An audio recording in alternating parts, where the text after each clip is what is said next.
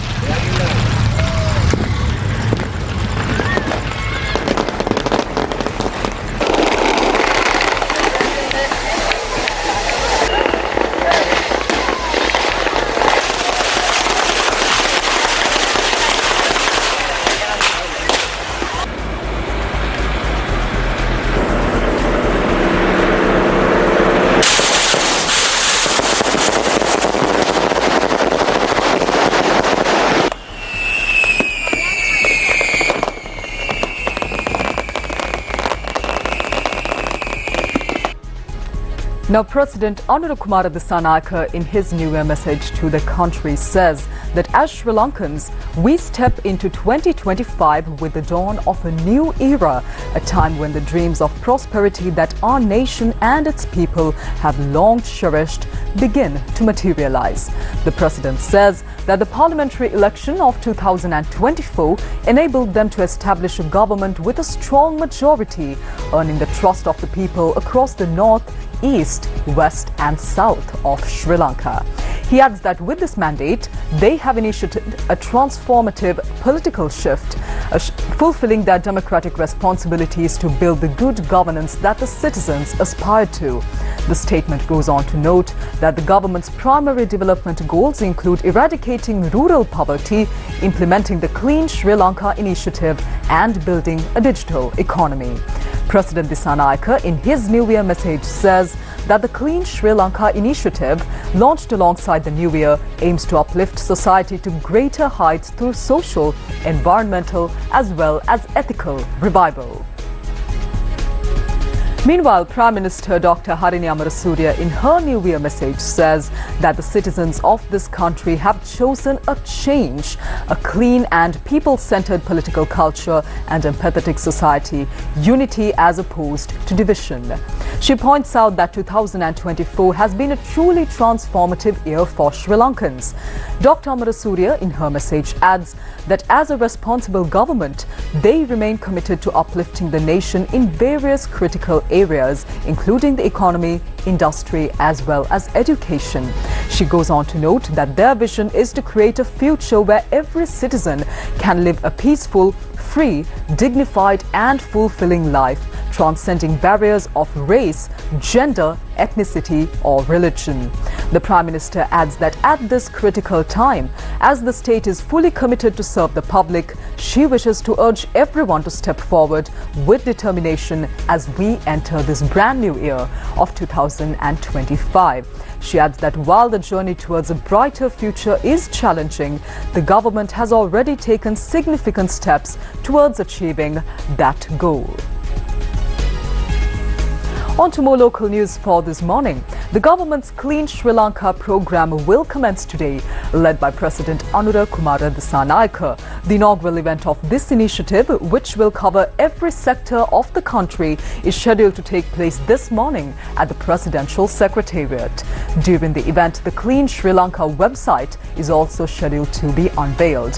Deputy Minister of Provincial Councils and Local Government, Therunee, says that the Clean Sri Lanka program will be implemented in such a way that it encompasses every sector to build a disciplined nation.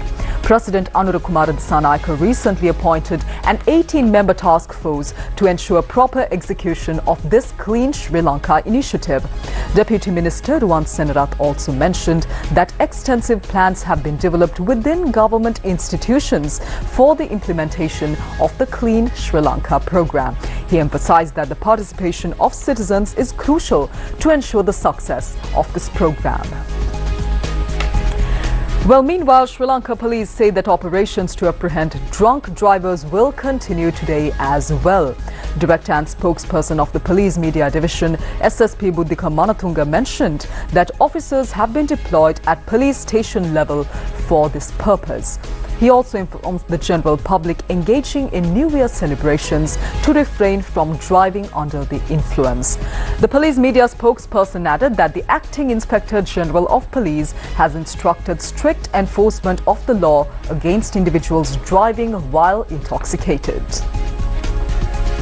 On to more local news now. The Sri Lanka State Trading Corporation has announced that the distribution of the rice stock ordered by the government will begin today through Lanka Sirasa and cooperative outlets. The chairman of the Sri Lanka State Trading Corporation, Ravindra Fernando, says that the first consignment of rice ordered has already arrived in the country. This shipment is containing 780 metric tons of rice, and he adds that 200 metric tons of rice will be sold through Lanka Sirasa outlets island-wide. The chairman further notes that tenders have been called and finalized for an additional order of 26,000 metric tons of rice. Meanwhile, Sri Lanka Customs reported that 80,000 metric tons of rice ordered by the private sector have already been released to the market. Meanwhile, the government printing department's official website, which had been disrupted due to a cyber attack, has now been restored. Meanwhile, the Computer Crime Investigation Division has launched an investigation into the cyber attack on the official YouTube channel of the Sri Lanka Police as well as other social media platforms. Senior Information Engineer from the Sri Lanka Computer Emergency Readiness Team, or SL-CERT, Sharaku Damunupoda, stated that investigations have already begun regarding individuals who are behind the cyber attack that occurred the day before yesterday. He mentioned that the police YouTube channel, which had been disrupted due to a cyber attack, has now been restored. Let's move on to news overseas for this morning. A major power outage plunged much of Puerto Rico into darkness on New Year's Eve, with the U.S. island territory's electric utilities saying restoration could take up to 2 days. According to the energy distribution company Luma Energy's real-time portal, around 90% of clients were without power last night. Puerto Rico has long dealt with chronic power outages as its infrastructure crumbles. Luma said in a statement that it will likely take 24 to 48 hours to turn the lights back on, conditions permitting. US President Joe Biden was briefed on the outage, and the White House said that federal assistance was available if needed to speed up the restoration timeline. The blackout came as the Caribbean island entered its high season for tourists visiting from the wintry US mainland, just hours ahead of the New Year's celebration in the country. Meanwhile, the United States yesterday imposed sanctions on entities in Iran and Russia, accusing them of attempting to interfere in the 2024 US election. The U.S. Treasury Department said in a statement the entities, a subsidiary of Iran's Revolutionary Guards Corps and organization affiliated with Russia's military intelligence agency, aim to, quote-unquote, stoke socio-political tensions and influence the U.S. electorate during the 2024 U.S. election. Treasury's acting Under Secretary for Terrorism and Financial Intelligence Bradley Smith said in a statement, quote, "The governments of Iran and Russia have targeted our election processes and institutions and sought to divide the American people through targeted disinformation campaigns. The United States will remain vigilant against adversaries who would undermine our democracy," unquote. Iran's mission to the United States in New York and Russia's embassy in Washington did not immediately respond to these requests to comment on this particular matter. Republican Donald Trump was elected president in November last year, beating Democratic candidate Kamala Harris and capping a remarkable comeback 4 years after he was voted out of the White House. On to our final international news item for this morning. Ukrainian President Volodymyr Zelensky said late yesterday that no one would give peace to his country as a gift, but he believed the United States would stand alongside Kyiv as it fights to stop Russia's 34-month invasion on the country. Zelensky, in a slick 21-minute New Year video greeting his compatriots, said only a strong Ukraine could secure peace and earn worldwide respect. Zelensky said against a backdrop of the blue and yellow national flag, battlefield scenes and pictures of children, quote, "We know that peace will not be given to us as a gift, but we will do everything to stop Russia and end the war, something each of us desires," unquote. Now, he recalled conversations with outgoing US President Joe Biden, President-elect Donald Trump, and everyone who supported them in the United States, as he said.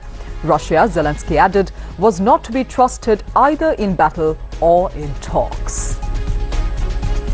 Well, we'll leave you this morning with visuals of New Year celebrations from across the world, full of joy and hope. I'll see you once again tomorrow right here on the Breakfast Rundown at 7 a.m. Until then, take care. Have a wonderful day ahead.